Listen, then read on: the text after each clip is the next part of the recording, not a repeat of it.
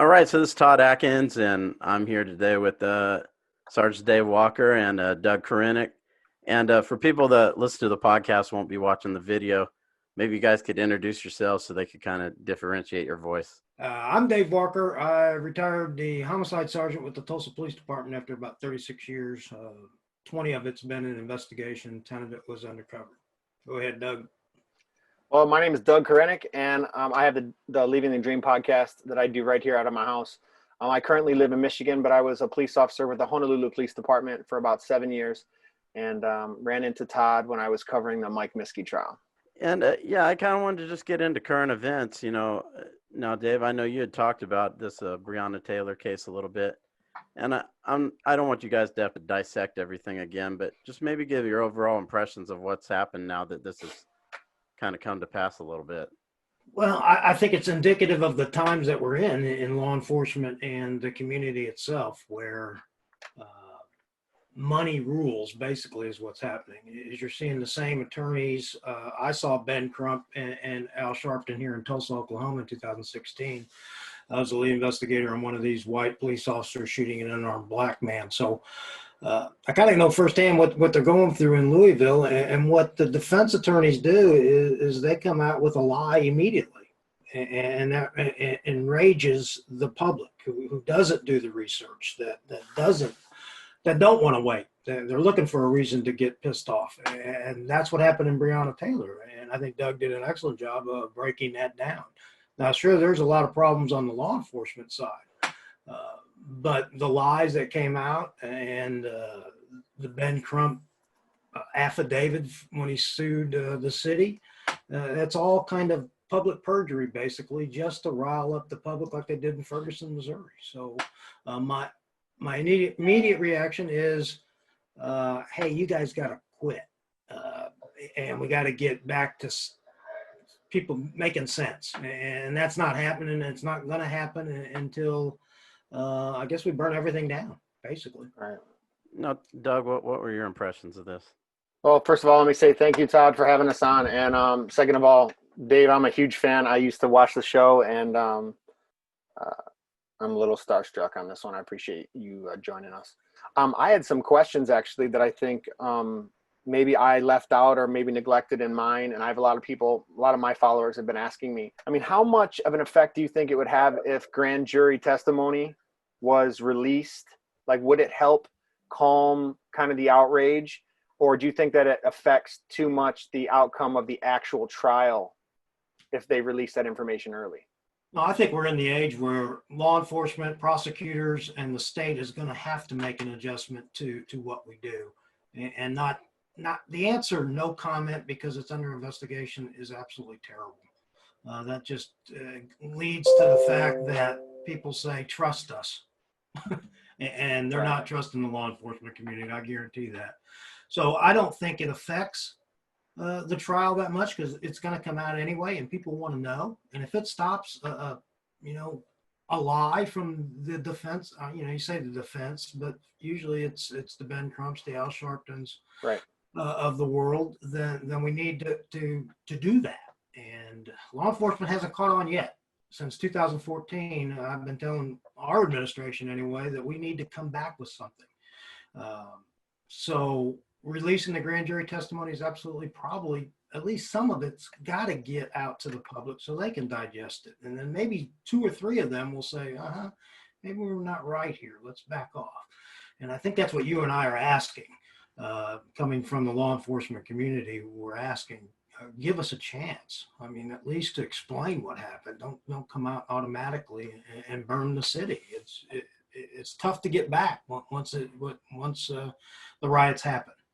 Now, how do you combat something where you have like people that have a big following, people like LeBron James or some of these other celebrities who aren't researching what is happening, but they aren't, they're speaking negatively of police? Or even in LeBron James' case, I know one LA reporter asked him what he thought of these shootings, and he wouldn't even comment on it, of the officers that were shot. And I don't know how you combat people that have this large following that are putting this almost like negativity or almost encouraging violence in a way. Well, I think we just said it. Doug said it too, and that we have to get it get what happened out. And it's really, and it's unfortunate we have to do it quickly, because if you ever investigate an officer-involved shooting, some of the things that happen immediately probably won't pan out at the end, because we're just making assumptions before we actually have the testimony. But if we're going to release a video, we have to release the video with context and saying this is what happened. Look at the gun in the car. Look at the circumstances. Break down the warrant. Why are we there? Breonna Taylor isn't in bed. She was involved with a drug deal. She may be a good person otherwise, and all drug dealers don't need to be killed. I get that, and law enforcement has to do better. LeBron James, he's got an opinion and he's got a following. And I think we in the law enforcement community and the right side, and I wrote the NBA a letter, I wrote the Major League Baseball Associations a letter saying, hey, get a cop in there and let these people, LeBron James, Jack Flaherty with the Cardinals, and those folks understand what we're dealing with in law enforcement. Until you go down an alley with a guy with a gun and you're chasing, and you've never been scared like that. And you can't tell me LeBron James has been scared like that. Right. So they would have a different opinion. I agree. I think I don't think that we can silence, Todd, the people that have opinions like that. I mean, that's what makes the country great. They have a right to say what they want to say. I know that a lot of people are bringing up the libel issue. Not so much telling people what they can say, but telling them what they can't say. And I don't think that, I think that's a slippery slope. I think that Dave's right. I think that we need to as law enforcement community, we need to get the things out quicker. I noticed right away during this officer involved shooting that I'm sure we'll get to in Tulsa, the video came out, and I felt like that was so proactive. And I don't think I can ever in the last decade remember a time where police department released video and I thought it was a bad idea. Every time it happened, it was good for the case. It was good for the details of the case so that everybody knew. And I think Dave's right, but I don't know how you turn that ship around. It seems to be status quo. The issue is, I think, with police departments is who's allowed to speak. Because I know that as a patrolman, when media showed up on a scene, we were to go on the radio, tell our supervisor that media was on scene. And there were things that we couldn't talk about, basically anything on a patrol level, because you got new patrol guys or rookies or whatever, guys that don't really understand management, who would just say stuff that would get a bunch of people in trouble. I can't tell you how many times people have said stuff and put their foot in their mouth. So you got to have liaisons that know what they're doing. There's got to be some strategy involved, knowing that the public is delicate in the things that they hear and the things that they see. I think that we do need to get things out as the police community right away, especially things like this. Think about how much time this had to snowball. I mean, I put a video out yesterday. This case is months old. I mean, it's happened in March. And I still have people within the last 10 minutes who are replying, I had no idea that's what really happened. They're still living off this old narrative. Mm-hmm. And it hadn't been checked. And you can't blame the general public, because most people aren't active. They don't take an active role in putting these things out here. They might share on social media, which obviously has an impact, but most people just consume. It's not the general public's fault. I think the police community is not taking an active enough role in kind of identifying and exposing the things that are actually happening. Mostly out of fear, I think, of of lawsuits and how maybe the prosecution feels. Cases are so delicate. By the time they get to court, one little mishap, the fruit of the poisonous tree, and the case is gone. And so I understand their apprehension, but I think we just got to get it out sooner. I think that would take care of a lot of this problem. What do you think, Dave? I see you thinking. I think absolutely the leadership of departments nationwide, shame on them. This was brewing for a long time. And I get patrol officers don't have the carte blanche to speak to the media. Here in Tulsa, I did. Our administration, through several chiefs, allowed the supervisor of a detective unit to speak in burglary and robbery and homicide. So we could just go and give the information we wanted out there immediately. And that fosters a lot of goodwill with the the media. So we don't have to worry about the media bias when they start slamming cops right and left and writing false rhetoric, because if the cops ain't giving them the right stuff, they got a job to do. So they're going to write something down. So the policy of no comment under investigation, I think for prosecutors, at least in Oklahoma, it's in it's a law that prosecutors can't comment too much on a case because of the mistrial problem. But that has to be addressed, because the other side is getting their side out through affidavits and press conferences, and so they are trying to case in the public. And with the day and age of the first 48 and live PD and everything, the people out there are the smart people. I mean, they know what's going on, and you know, just for the law enforcement to stand in front of them saying you don't need to know that, that's not getting anybody on our side. So I think with the day and age of social media and instant news, law enforcement has to adapt, and we haven't done a good job of that. So I think we're seeing it come around, but like everything in government, we're about 10 years behind. How much of a crossover is there with the prosecutors not being able to speak versus the police department not being able to speak? I mean, they're different departments. So do you think that it's probably wise that the prosecutors don't open their mouth because of the fact that this has still got to go to trial, but maybe having the police departments address the issue? I think that's absolutely has to happen. I think the way I read the law, and our prosecutor, Steve Kunzweiler, sent me that passage on all our major cases because he didn't want us to speak. But it addresses lawyers. You know, it doesn't address the cop on the street. And so I never abided by that. The media asked me a question, I gave them an answer.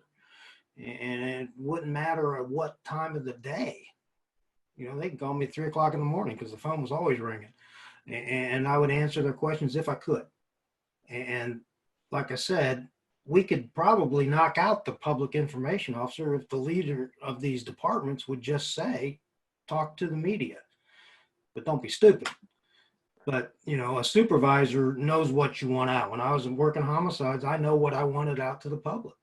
And for me to tell a public information officer what I wanted said was sophomoric. I didn't need that done.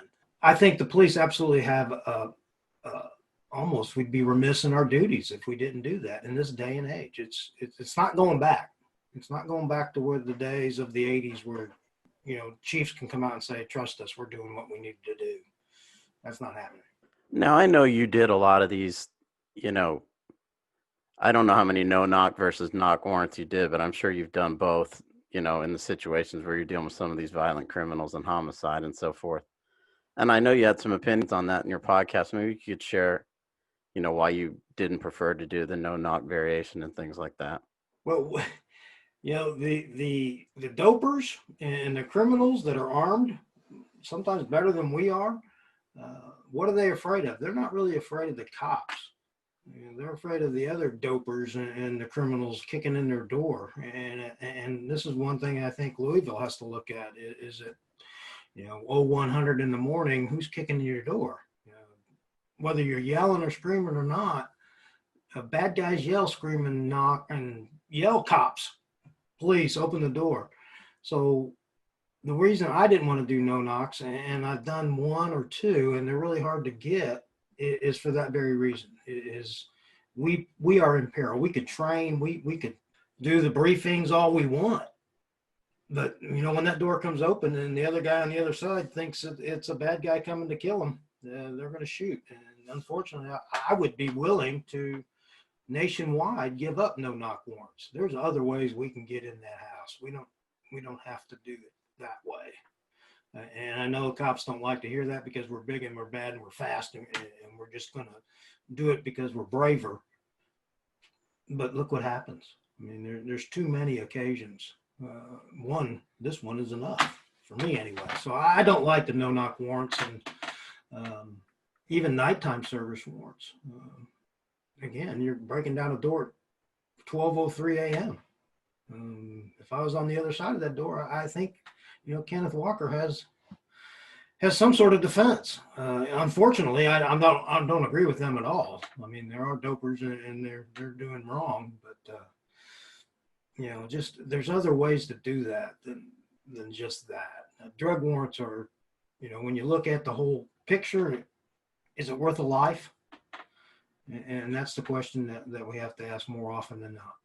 I agree. I think we have this thing that needs to be addressed with no-knock warrants or with the war on drugs or these other issues that there's actually valid arguments for, but it gets mixed up with this message, say police brutality or Black Lives Matter, and now we're kind of giving ammunition to these movements.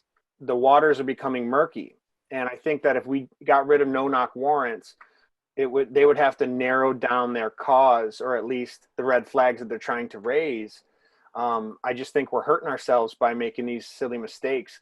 I agree with Dave. No life is worth some drugs. If you've never lined up and tapped up before you went through a door, entering into a house, into a hallway, then you don't know the fear. You don't know how dangerous and claustrophobic that feels. I've only done knock warrants, but it's the craziest feeling when you're going into this house and you don't know what's on the other side of that door. I mean, you know these people are carrying weapons just by virtue of being drug dealers. And you also know, based on intel that you have or them having previous gun offenses, and you have snitches that are telling you that they carry this gun or whatever, you know that they're armed and you have to go into that house. And there is a little bit of machismo involved, but you do train. And if you have a dedicated SWAT team with like what we do in Honolulu Police Department, we have the SSD, the Specialized Services Division, and they're dedicated. They're not patrolmen that also do SWAT. There's 50 of them, and that's all they do. They train and work out and study all week. And so those guys are really well equipped. But in Hawaii, which is the Ninth Circuit, so it's like LA essentially, and it's a very hard place to be a police officer. There's so many things that could go wrong during the course of that operation, and it's so risky, and so many of them don't go anywhere. And I know that the answer isn't just give up and throw the baby out with the bathwater, but something's got to be done, because if not much is coming out, if we're not seeing much of an impact, if you're just looking at the stats of how many of these cases actually go somewhere, and then what happens, like if the community is actually safer, then you see that the rate is so low that it has to be addressed. Something has to be looked at. And we do things in Honolulu, like the SWAT team will serve our warrants or serve TROs, or temporary restraining orders, on people who have registered firearms, things like that. But you can try to be proactive in that sense by using intel and using kind of futuristic policing methods, everything that's coming out now. But you're right, at some point we got to just say, is it worth it? Because now look what's happened. I mean, not just Breonna Taylor having lost her life. I mean, that's sad and tragic, but the fact that our country is in this situation that it is right now, which I promise you 5 months ago, maybe, I wouldn't have thought that we'd be here. I wasn't a believer. I had no idea. I'm being honest. It caught me off guard. I thought that people had more sense, but really it's just sensationalism.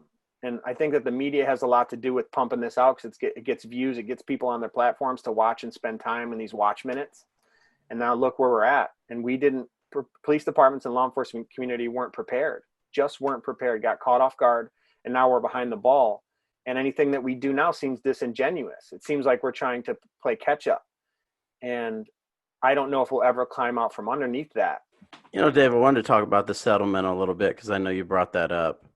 Like what is too much, or what circumstance, you know what I mean? I kind of wanted to get your thoughts on that again, because I kind of heard you talk about that. Well, my thoughts is the shooting happened in March, right? March 13th or whatever that was. And we're paying out $12 million in September before they even decide whether charges are going to be filed. My goodness, let the investigation run through and find out. What if we knew Breonna Taylor was, had a whatever? I mean, you don't know. So Why are we paying $12 million? And I think that is the pulse of the country speak. Louisville wanted to get out in front and say, maybe we could buy peace. I wrote that you can't buy peace. money is not going to, if we could buy it, let's go ahead and open up the pocketbooks. But it's not going to happen. That's not what they're asking. All that does is put money in Ben Crump's pocket. I'll use Ben because me and him are not not on good terms, because he lies on, and he commits public perjury. Basically, that's what he does, and he gets paid to do it. A lot damn better than I do. But so the 12 million is way too much, way too fast, and didn't get anything for it. Louisville still got 2 cops shot, and they're still on fire, and charges aren't going to be filed. And I think, Doug, you hit that. You can't go on a warrant legally doing what you're supposed to do, and get shot in the leg and not expect cops to fire down the hall. It's unfortunate, but it's legal, and it can happen, and they have a legal reason to be there. So you're not going to get charges filed. And I don't know who would put that out to the public that they were going to file charges on these people. All they're doing that is just like in Ferguson, where they said, hands up, don't shoot. Michael Brown had his hands up. And well, it's proven no, he didn't, but it sure got the, Ferguson, Missouri blown up. And here in Tulsa, they're coming out saying the window of Terrence Crutcher was up, so there was no way he could reach into it. Well, they knew it wasn't up. I told them it wasn't up, but yet they go out there and say that. So we're not going to buy it. And here in Tulsa, it's 4 years later on the Terrence Crutcher shooting, and we still haven't settled that. And I think it's time for that, but it better not be 12 million. I'll move. I will move out of the city of Tulsa if they settle for some ungodly amount. And 12 million is an ungodly amount. I never thought about that. I never thought about them waiting for that settlement, but it makes sense. And it's disheartening when you have cities that are bowing. I mean, I don't know how it is in Tulsa, but in Honolulu, if you sue the city, they're gonna settle. I mean, it's 100%. 100% they're gonna settle. Even if Corporation Counsel is gonna support the officer, pay for his defense, if there's a officer involved shooting, they're still gonna take care of him, and the union's still gonna fight for him, and he's still gonna be okay. But on the other end of the civil lawsuit, the department's gonna settle 100%. And everybody knows that. And they're just waiting for that. And it's so crippling for officers and the department as a whole to know that that's happening, to just know that there's no winning. And the fact that I even think that the wanton endangerment charge was to buy peace. Unless some facts come forward that show that the officer shot rounds downrange flippantly after everything was over, then I don't even see how they can give a wanton endangerment charge. Yes, officers are responsible for every round they send downrange. But when stuff's going off and you're taking fire and an officer gets shot, you get all turned around. Especially if they tried to make entry into that hallway, that fatal funnel, and then they're trying to back out or find somewhere else that they can go, well, you're turned all around. And rounds are going off and you're shooting towards the sound of those rounds. You're in a tiny little house. It's basically a condo. And the fact that rounds went through into the neighbor's house, I get it. And the officer is responsible for those rounds. All I'm saying is there wasn't a disregard for life. They were trying to, in that moment when bullets are going off. If you've ever been in a gun range, you know how loud a gun is. And these guns are going off and you start shooting because you're trying to save your partners in your own life. And I just don't see, especially in a hallway where you can't see what's behind you or on the sides of you. If a round went into a neighbor's house, I just don't see the intent or the negligence there. So I'm convinced at this point, unless I see something else, that wanton endangerment charge that they put on that officer was simply so that they didn't walk out of that grand jury with nothing. And I don't think it did anything for them. It didn't save them anything. We still got officers that have been shot. We still got a city that's burning. And you just wait until those officers charge, until when that officer is acquitted. What we're doing is we're setting them up for failure. We're setting them up for we're blowing air in this balloon until it pops. And not just this. I mean, I'm talking about even like the Derek Chauvin case. Unfortunately, they've rushed those. I know what it looks like to rush charges. And when they're rushing charges, even if you have someone who did something wrong, you're setting it up for failure. If Derek Chauvin, or say the Rayshard Brooks shooting with those other 2 officers at the Wendy's, if they get let off on these charges because people are holding on to this glimmer of hope, because they they're burning the city and they gain momentum, and so the city caved and puts these certain charges or rushes certain things. If they get let off, that's the ultimate betrayal. I'm nervous for those cities because if we thought they burned before, just wait until these charges are dropped or acquitted because something was rushed or mistakes were made. I just don't know. We're digging our own graves here. I agree with you 100%. No charges were filed against Officer Wilson and the Michael Brown, but you saw what happened. Yeah. Betty Shelby, who shot Terrence Crutcher here, and the one I'm talking about in 2016, the DA rushed charges 6 days after the event and charged her with manslaughter. And that was before my investigation, my report was even in. And that's part of the reason Charleston, North Carolina, blew up Wednesday before Thursday in 2016. So they're rioting.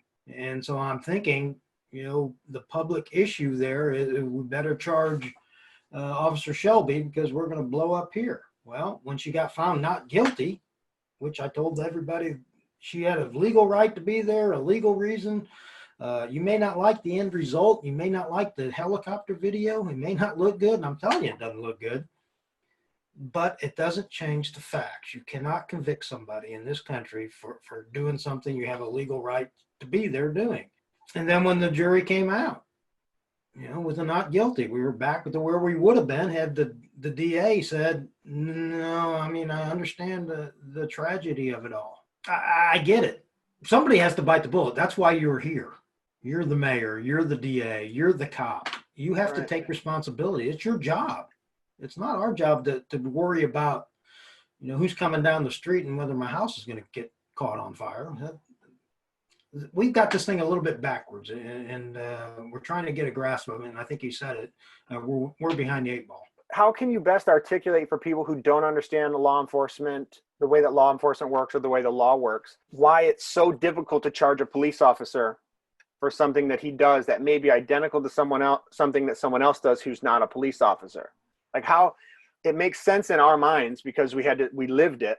We understand how important intent is. We understand open view and plain view, and we understand the fact that police officers were sent and premeditation. We understand these things, but how do you explain to someone who's not in law enforcement or doesn't understand these terms why something can look so bad but won't result in a conviction like they think it will simply because they were a police officer? Well, you're right.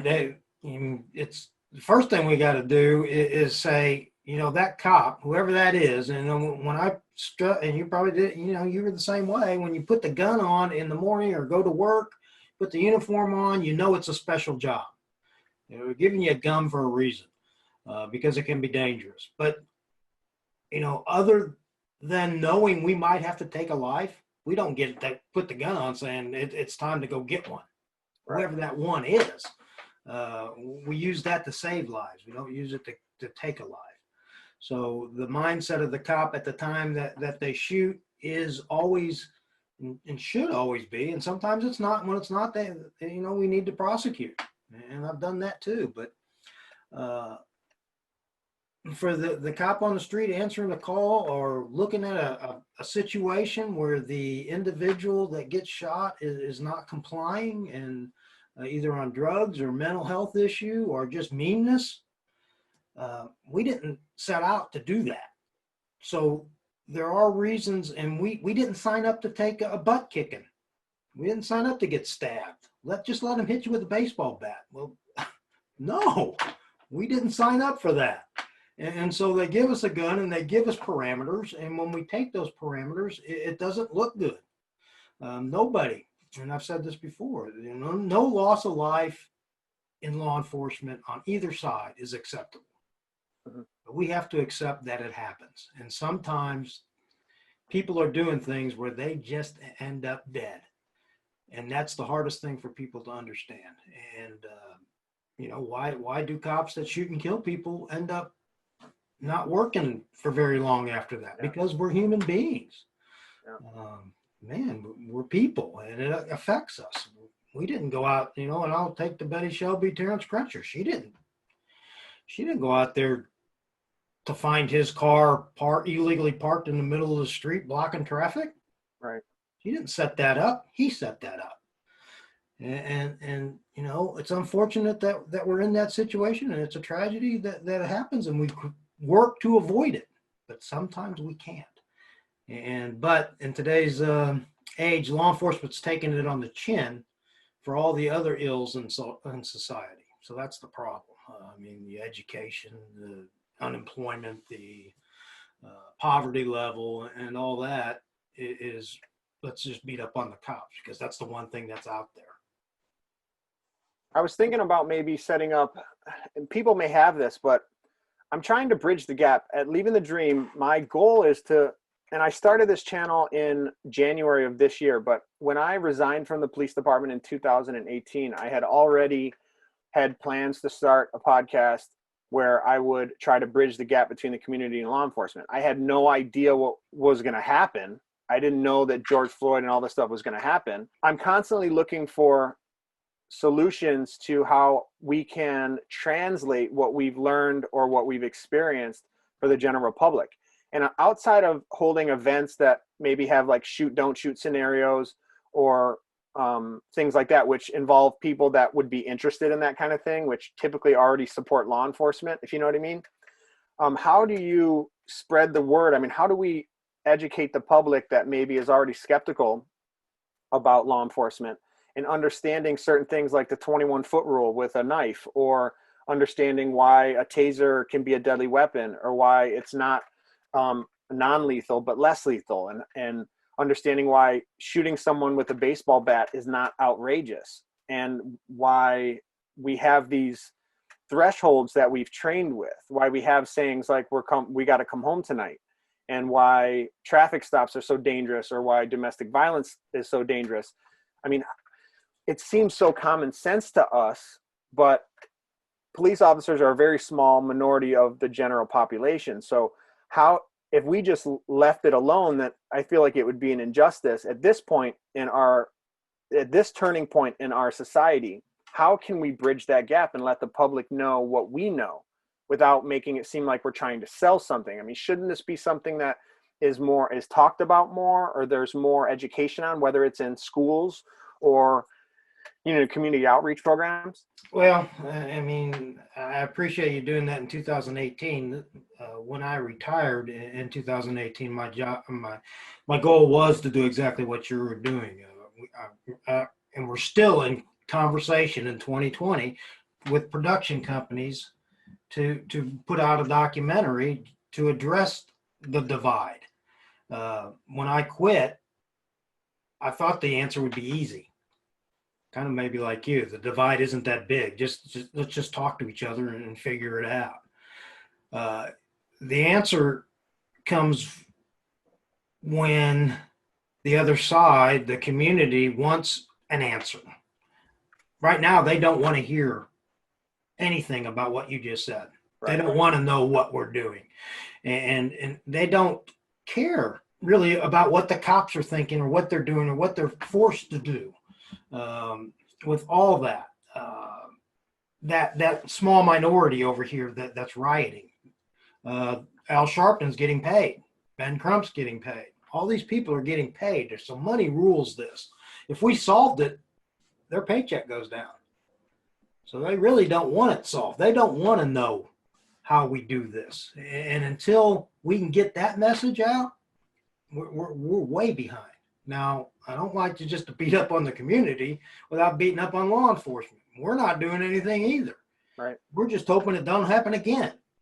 Well, let me, I will tell this to every chief of every little city, and it could be a white city, it could be a mixed city, it could be Chicago. It could happen in Podunk, United States. That's your town. You know, we saw it in Kenosha. They're rioting everywhere. Happened in Milwaukee or Minneapolis, and they're rioting everywhere. So anytime a cop now shoots, justified or not, your town is, if you're not ready, it's going to happen. And we've got to get the message out. How? Boy, Doug, if you can figure that out, you can quit, because you're going to be a rich man. Now, I did want to ask you about the shooting that happened here, these the two officers. I know you talked about that some, and like I said, I'm not going to ask you to break down everything that happened, but just kind of, I don't know. I wanted to do something to honor, Sergeant Johnson, obviously, but I don't know how to do that or how to word it. And I assume you knew him. Yes. Yeah. So maybe just you could speak about him a little bit, or. I will speak to it this way, because if I get real personal, it's going to be ugly for a minute. But as in law enforcement, anytime somebody goes down or we have to carry that watch from there, it's part of us. I've lived through 3 now of our officers being shot and killed. Those are 3 people I knew. It's not good. I mean, it's a tragedy on our end too. And how do you honor Craig Johnson? We are. Zarkeshan, the guy that's recovering now, we are. If you believe in God, God has picked those people for us to learn something from. If we don't learn something from each death that an officer goes through or a department goes through, then we've dishonored them. So the release of the video, I know it hurts Tulsa, and people were up in arms here. They didn't want to see their friend get shot and killed. But I've seen many videos like it, and people are going to see it. So what do we learn from that is how you honor Craig and Zark. And there are things there that can be done to save the next group. And it also educates the public on when, just 2 weeks before that, we had a traffic stop with 2 kids that were walking in the middle of the street, kind of like the Michael Brown. And they get out and it looks ugly because we're grabbing his hands and everything and we're wrestling around. But if we grab your hands, you're not going to kill us. That's the bottom line. If we would have grabbed David Ware's hands and yanked him out of that car and threw him on the concrete, it would look bad on video, but you weren't able to get the gun. And that's what we have to tell the public. When we go for your hands and we're mean and we're ugly and we're telling you, get your hands out of your damn pockets, and it looks bad on camera, that's why. We want you to go home. We wanted David Ware to go home. We want Craig Johnson to still be working. We want Zarkeshan to have a career, a 30-year career, not a 5-month career. So those are things that we have to do to honor Craig. I get it that the public don't want to see it. The officers don't want to see it. Chief Franklin don't want to see it. But it's going to be seen. So let's learn from it and educate the public, like Doug said. So we all cry. We cry alone mostly because we don't want to show up on the same crime, but it hurts. It hurts. Doug, did you want to say anything about that, or? Yeah, just this year we lost 2 officers in Honolulu that I knew and saw every day. And there's no way to describe what you go through. I'm an only child, so I didn't have brothers and sisters. And so I can tell you the contrast when you are a police officer and you work with these guys who are heroes. I mean, you'd think that you'd get desensitized from being a police officer, and you look at, you got slugs and you got lazy police officers and you got the guys that you don't want to work with, you got whatever, that kind of stuff. But when the rubber meets the road and the bullets start flying, they're your brothers and they're your sisters, and you know that because you had to enter into hallways with your gun out and they were there for you. And it's the bond that maybe only a soldier would understand with the people in his squad or his battle buddies. It's the same thing. When you're clearing open door alarm calls at 1 a.m. or you're in those alleys and you got no one with you because you chased the guy and it's just you 2 on the other side of that fence, and you're really counting on your beat partners or those people that are on the radio that are tethered to you. Like something happens and it does become really personal and they are like family. I had just resigned and we lost 2 police officers were murdered at the same scene. One was trying to save the other one and took high-powered rifle shots at close range. I was at a party when I got the phone call. I was in Detroit, and I got the phone call. One of my good friends who helped me get the job, he had texted me, Doug, please pray for me. There's an active shooter, and I'm heading onto the scene, and TIF is down. And that's all he sent me. And I was at a party, and I was there with my wife, and I was in tears, and I was on stage. I was running the sound for this party, and I'm in tears, and it was uncontrollable. I didn't know, I couldn't do anything. And this feeling that police officers have, this helplessness when an officer is getting shot or gets shot, there's like guilt involved, and there's this feeling that's really hard to explain. And it's just this, you were always there for them and they were always there for you. And then when they die or get shot, you have this guilt that you weren't there for them. And especially, I had just resigned. It had been months. And so I felt like I had left them, like I had abandoned them. And so it's police officers go through this really crazy experience when one of their own gets shot and dies. And it's hard. You can't share it with someone who's a civilian. They don't really understand, much like most things that police officers go through in the line of duty. And there was no rioting in the streets for these officers. They were responded to a man who had just murdered a woman and was in the process of murdering a second woman who had called 911 during him stabbing her. And when the first officer arrived on scene, she took a rifle round. And then when the second officer showed up to drag her off the driveway, he took a rifle round. And I mean, the contrast between how heroic these people were and gave their life for the community, and there not being riots and protests, but being parades where, you know, the officer's last call and making their final 10-1, we called it, and the parade, the procession. If you look at the contrast, it's really remarkable. And so it's sad. And I think that what it does is it further inflames the relationship between the police and the community, because we feel like we're being attacked. We feel like we're the ones that are being held to the fire here. We're the ones that are trying to stop these fires. It's such a complex situation to be a police officer right now in these times, and being hated so much for doing something that's so noble. It's hard to wrap my brain around. I still struggle with it. I don't understand.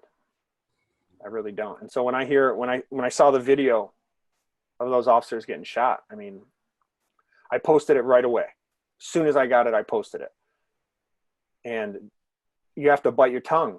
I mean, we're human. You have to bite your tongue, the things that you want to say, because I'm getting updates in my feed about these riots, about people hitting cops in the back of their head with baseball bats and all this stuff. Meanwhile, cops are getting shot at on a regular traffic stop.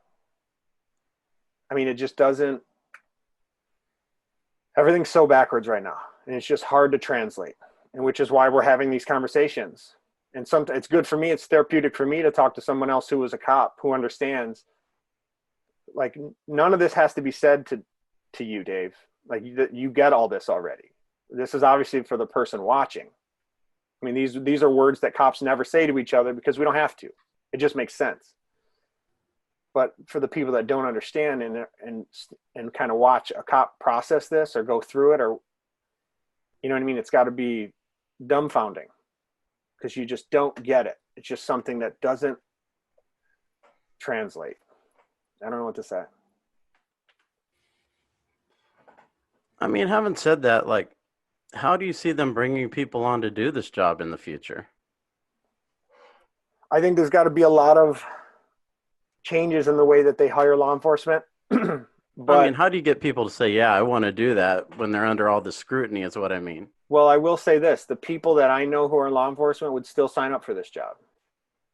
Now, that's not to say that they're going to have problems hiring, but I think it has more to what you're addressing is the trust of the officer to the police department that's supposed to be there for them. And instead, officers go to work right now. I can attest to this, afraid, not just of the public, because, hey, listen, our danger was always the public to begin with. We're out there, and we're out there to keep the peace. And it's the public, it's members of the public, granted a very small majority, but members of the civilian public who are killing police officers, not other cops. We always had that danger. We leave the squad room. When your lieutenant tells you go out, be safe, come home tonight, which he said to me every single day I went to work, he's talking about the guy that wants to shoot you. And we always had that danger. But what's starting to happen is the police officers are not trusting their departments because the departments are caving. The departments are paying out on these big lawsuits. The departments are throwing officers under the bus for public opinion. And that's what I'm starting to see is the divide between the trust the officers have for the department. Dave, do you have anything to add to that? Well, I think we'll see. I mean, Tulsa just filled their academy, so there are going to be people out there to do that. The problem is like in the wartime, where all the able-bodied people were out fighting the war. And our law enforcement then were kind of the drunks and the degenerates and those that couldn't pass to go to war became our cops. So we had corruption, and you saw it in Miami in the 80s where they needed to hire a bunch of people and we had corruption. And so we're going to get a different candidate. So it's up to the department again. I'll throw it back on them. You were the leaders of this doggone company. Find a way to hire the right people. I mean, right now, and Doug touched on it, when we start hiring the right people, then things will turn around. And we can tell the recruits we're hiring, not just the Army veteran, the big guy, the football defensive tackle guy, guys that are big and can beat down the public. We're hiring people that are smart. And, you know, we take, and I like Doug's talk on how he got hired. I said, good God, that was brutal. But the psychological test weeds out the degenerates. We need to start using that psychological test to weed in the good people. Let's include the ones with the good heart that want to help people, not just ones that just want to go out and because I got a badge, I can go to a bar and pick up women. Those don't make good cops. You know, so we need those with the caring attitude, the good heart, and the analytical mind that gets into investigations and can solve things. And you start doing what we're supposed to be doing. But, you know, the end result is the one cop that is very small percentage that does something stupid is out there. Yeah. And that's the one that they're focused on. So I think we've got a hard job to do, to hard sell, but it can be sold. And I think it can be sold by saying we're going to hire the best and the brightest. And, you know, you don't get paid a lot, but by golly, we're going to put you next to the best and the brightest, and then you're going to shine. And I know that's a Pollyanna attitude, but that's the one I used forever, and it lasted me 36 years. And you know, and now I got 2 kids that are in the law enforcement field. So I do have a stake in what's going on today. Now, as we're kind of wrapping up the interview, I wondered if you guys wanted to leave anything or talk a little bit more about what you're doing, both of you. Dave, you want to go ahead? Okay. Like I said before, we're still trying to get a documentary out there so we can talk to the masses. I think it's bad for the production companies because back in the day, it was they didn't want us to really get into law enforcement on the bad side, saying this is the things we're doing wrong. We don't critique enough. We didn't critique, and this, you know, good groups critique everything they do. Even when they succeed, there's something you did that you could do better. Law enforcement companies do not do that very well. We don't like to say, hey, you know, partner, you screwed up there and you need to tighten that up or I'm not going to go with you in again. So that's not done. So the heyday of the cops are over. I mean, nobody, you know, A&E and all these cop shows are kind of like in the closet waiting for that big heyday to come back. Just think if somebody would have taken this on in 2016 when we started, I could see in Tulsa, Oklahoma. And we're different here than Wisconsin or Chicago, or we haven't rioted yet, but we're going to. We haven't solved that. So it's going to happen. So I'm working on that. And like Doug said, I got a podcast, Solve Them When You Get Them. And it's kind of podcasting for a purpose. It's mostly all these cases and critiquing them and saying, police, we need to do a little bit different. We need to get better. And, and not, anything should be on the table, even if the chief of police isn't even a cop. I mean, I've said this many times. I don't need the chief of police to help me solve a homicide. I know how to do that. But I need somebody to lead us through all this type of stuff.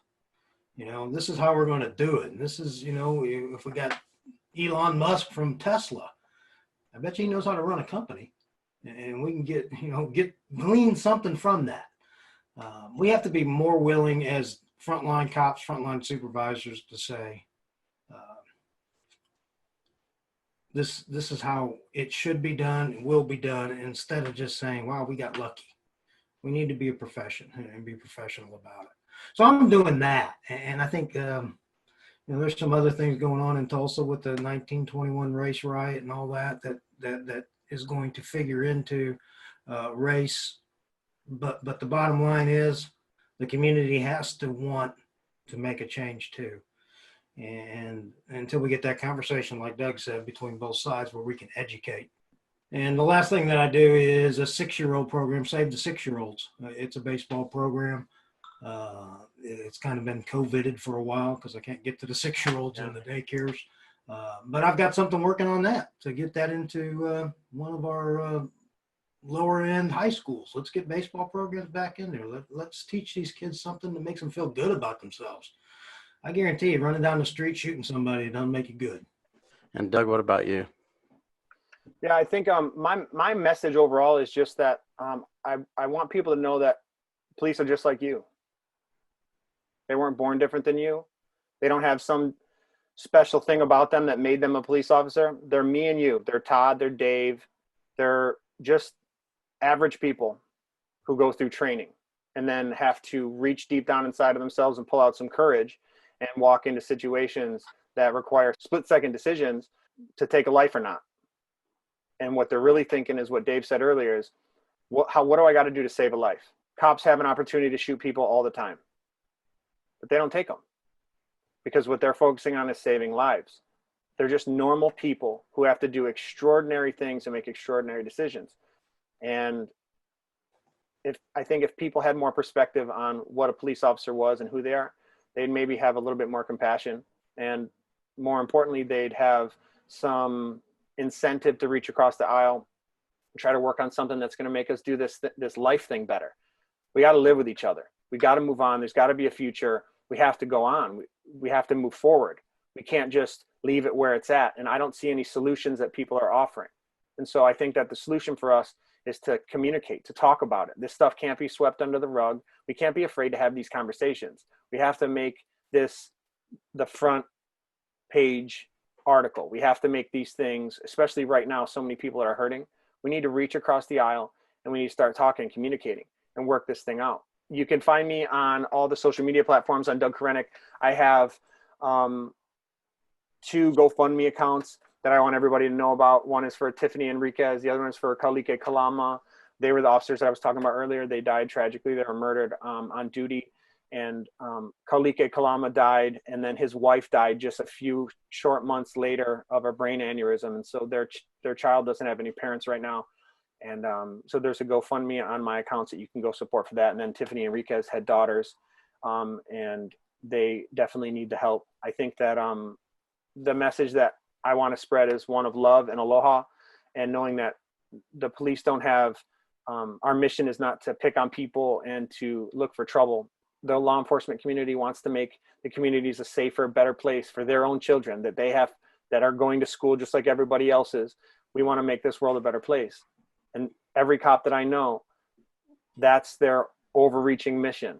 They were never thinking about what they could do when that bell rang and they got to go out to patrol, who they were going to hurt. It destroys lives when people die on both sides. When officers die, it destroys lives. And when civilians die, if an officer has to shoot somebody, his life, for all intents and purposes, has ended. What he knew about life is over. Everything changes for him. And he has to deal with things in his own head, and there's therapy, and there's scars, and all these other things that come along with it. We're just normal people, and we love just like you love, and we just want a resolution to this. We really do want this to be a better place, and we want to have a future. So let's just work towards that instead of spreading all these lies and all this hate. Well, again, I appreciate both of you guys coming on and taking time to do this, and maybe you guys can work together on something in the future. You and Dave. But again, I want to thank you for taking time out, and I mean, best of luck with both things that you guys are doing. I appreciate it. Doug, nice to meet you. Good job. Thank you, sir. I appreciate it. Keep it up. All right, both of you take care. Appreciate it. Thanks, Todd.